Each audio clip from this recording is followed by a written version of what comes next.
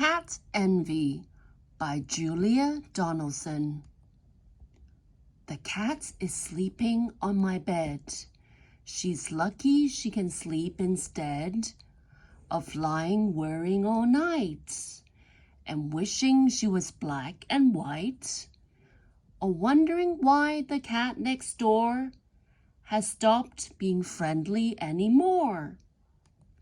She sometimes gives herself a groom, but no one makes her clean her room.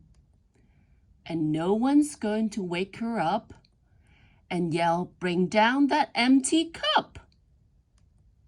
Or if you don't get moving, you'll be 20 minutes late for school.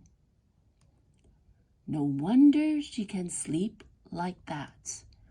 I sometimes wish I was the cat.